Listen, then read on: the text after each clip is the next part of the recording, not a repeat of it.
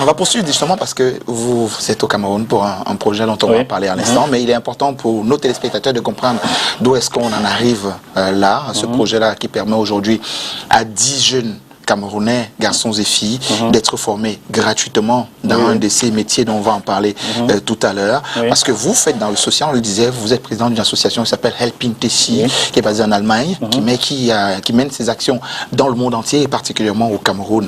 Et donc, Helping Tessie, l'histoire vient de quoi? Il se pourrait que c'est une jeune petite fille, tout bébé, qui aurait créé cette étincelle-là qui a mené cette association à naître aujourd'hui. Petite fille abandonnée par sa maman et son papa. Oui, en fait, l'histoire commence il y a 4 ans, quand j'arrive au Cameroun. Je vivais au Cameroun en vacances. Et je décide de rendre visite à un orphelinat quelconque. Donc, avant d'arriver, je vais sur Facebook. Je recherche les orphelinats à Douala. Et puis, je tombe sur cet orphelinat, Nouvelle Destinée. J'écris à la responsable. Je dis voilà, je vis en Allemagne, je suis en train d'arriver au Cameroun et j'ai envie de vous rendre visite pour apporter une donation. Une donation. Juste comme ça. Juste comme ça. En fait, moi, je me disais, je viens, je fais une donation. Une donation et puis je continue ma route. Je continue à faire la fête, comme tout bon benguiste. Donc, quand j'arrive à Douala, le lendemain, je vais à l'orphelinat et ils étaient encore à Terminus Bounamou Sadi. Et quand j'arrive à l'orphelinat, déjà quand j'entre à l'intérieur de la maison, j'étais complètement choqué. Parce que c'était d'une insalubrité terrible. Il y avait des rats qui me passaient sur le dos. Je voyais des bébés qui rampaient sur un sol tellement sale. Et même l'odeur, la chaleur, tout. Là, voilà le bébé dont on parle. Oui, exactement. On va arriver à l'histoire de ce bébé, c'est progressif. Oui, donc... Alors j'étais vraiment choqué, je me suis dit, c'est pas normal que des enfants vivent dans un tel environnement. Et juste après, ils m'ont montré un bébé qui venait de ramasser sous le pont de Bagna. Le bébé, son cordon ombilical était pourri, complètement pourri. Et il a passé son temps à pleurer et on ne savait pas exactement si elle est malade ou pas. Oui, donc c'est elle là. Et donc... il manquait du lait, il manquait des couches, il manquait vraiment tout. Il fallait prendre soin de la santé de l'enfant. Il fallait prendre soin d'elle rapidement. J'ai demandé pourquoi est-ce qu'on l'amène pas à l'hôpital. On m'a dit à l'hôpital il faut payer, il n'y a pas rien. Donc c'est comme ça que je la prends, je l'amène à l'hosto. Et je commence à m'occuper d'elle. On vous voit sortir d'un laboratoire là. On sort du labo. On a fait tous les tests sanguins, tests VIH, hépatite. À votre charge. À ma charge, oui. Donc, comme je disais, vous qui veniez remettre des jouets. Je venais juste remettre des jouets et puis j'ai commencé à dépenser mon argent.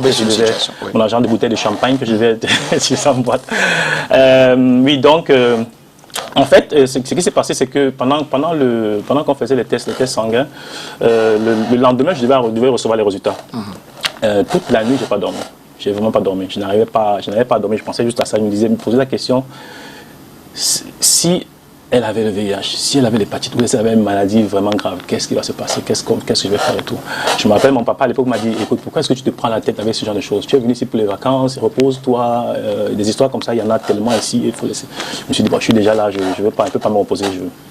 Donc le lendemain, je reçois les résultats, elle n'avait rien. Négatif.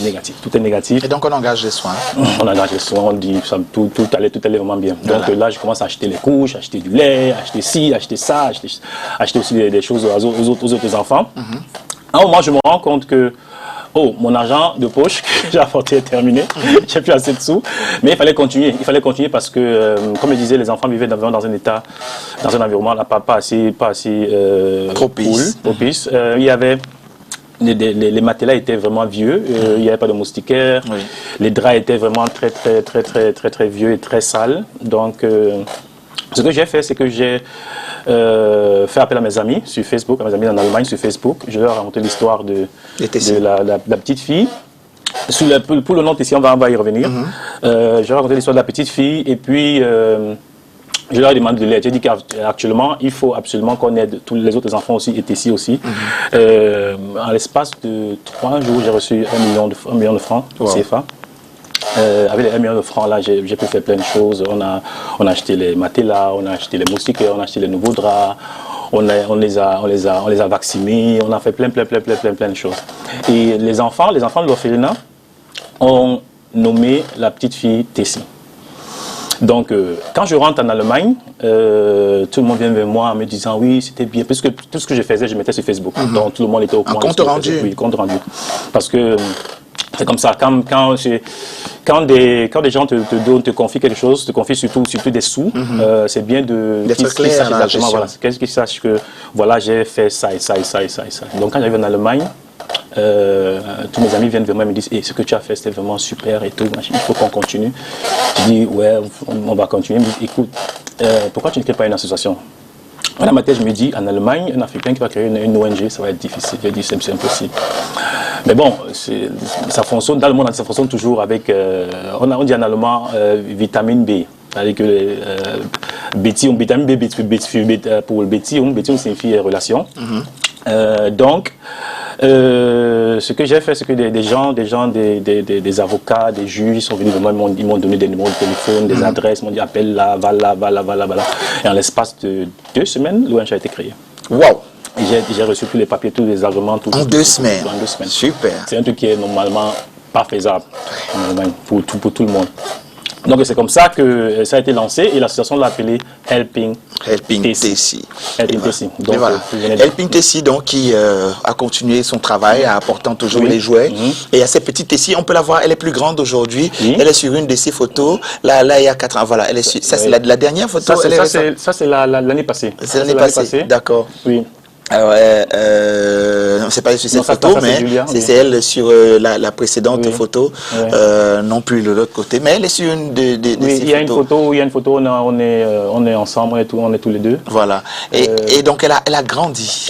Entre temps, elle a continué d'être prise en charge. Là voilà, c'est nous deux là. Voilà. Oui. Elle a continué d'être prise en charge par cette association, y compris que les autres enfants qui ont continué d'avoir les jouets. Donc l'association s'est élargie également dans la distribution des donations dans d'autres orphelinats et donc a continué de travailler cette fois de façon légale sous le prisme de l'association. Félicitations déjà. Merci beaucoup. Et donc l'association a eu d'autres objectifs au-delà de venir en aide à cette petite enfance défavorisée. Avant de continuer, il faut déjà mentionner que Tessie n'est plus orpheline maintenant, elle a été adoptée. Oui, elle a été adoptée. Elle a été adoptée, mais on continue toujours à avoir des contacts avec elle et puis parce que elle est l'âme de cette association. Et elle a complètement changé ma vie. Aussi. Oui. Donc oui, voilà. Actuellement, on a comme projet on a déjà créé un centre de formation ici au Cameroun, parce on aimerait bien aider la jeunesse camerounaise, surtout ceux qui ne peuvent pas se permettre de payer une formation quelconque. Donc on a créé un centre de formation ici et chaque année on offre à 10 Camerounais une formation gratuite. Formation gratuite de leur choix. Alors rappelons que c'est dans la même lancée. Oui, c'est dans la même lancée, oui. On est parti de la petite enfance, on se dit qu'il y a plus grand en ce moment qui souffre. Exactement, et que le plus important c'est de leur apporter une formation pour qu'ils puissent se réinsérer dans la société. Exactement. Oui. D'accord. Oui, donc c'est ça en fait. Le centre de formation a déjà été créé, c'est à Bonamoussadi, à l'immeuble EcoBank. En rappelant que ça s'appelle Centre de formation professionnelle des jeunes entrepreneurs. Exactement. Pourquoi entrepreneurs? Entrepreneurs parce que c'est ça l'avenir aujourd'hui. Parce qu'on veut former des créateurs d'entreprises et des créateurs d'emplois. Parce qu'on n'aimerait pas former des jeunes qui vont encore après chercher un emploi. Et par exemple, on sait que le marché de l'emploi est vraiment difficile. Donc c'est pour ça qu'on propose vraiment des filières qui poussent à l'entrepreneuriat. D'accord. Donc voilà, ça c'est la première des choses qu'on offre. La deuxième des choses, c'est que on propose aussi des formations en Allemagne, des formations en alternance. Ça veut dire quoi? Ça veut dire que la personne qui va faire la formation en Allemagne sera 3 jours, en une semaine sera 3 jours en société et 2 jours à l'école. D'accord. Donc la personne qui fait la formation sera payée. D'accord. Et quand la personne termine sa formation, quand le jeune termine sa formation, il revient au Cameroun pour créer son entreprise. On l'aide maintenant dans sa création de l'entreprise, on l'aide pour tout. Tout comme il peut être engagé en Allemagne directement. Il peut aussi être engagé en Allemagne, c'est pas obligé qu'il revienne. Mais s'il revient, il sait déjà qu'il a un soutien qui l'attend. D'accord.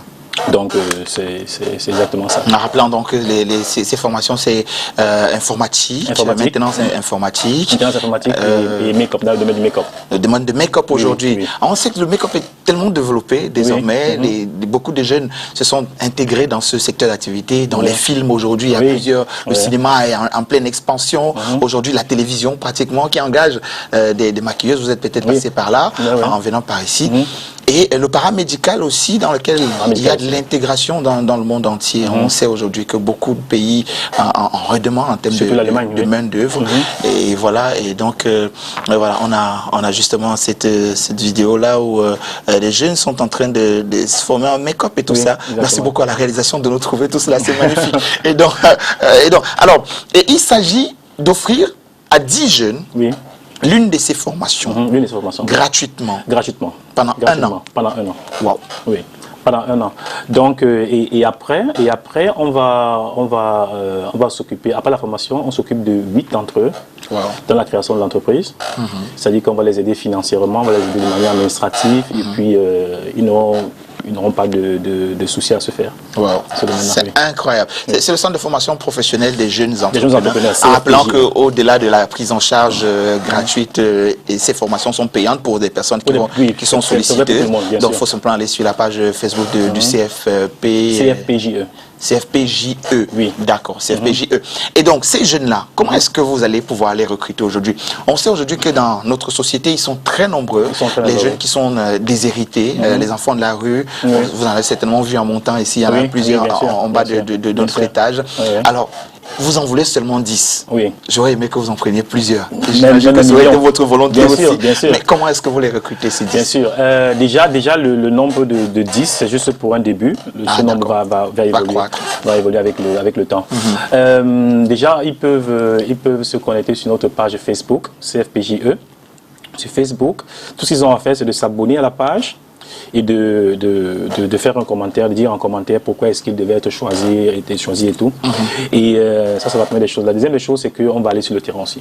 On ira sur le terrain, on va regarder, on va rendre visite aux familles. Vous savez, c'est pas la chose la plus difficile de trouver des familles démunies. Il faut juste aller dans les bons coins et puis ça reste 2 minutes, on va les trouver. D'accord. Donc le point central, c'est la page Facebook. La page Facebook, oui. C'est CFPJE. CFPJE. On se comprend très bien. CFPJE.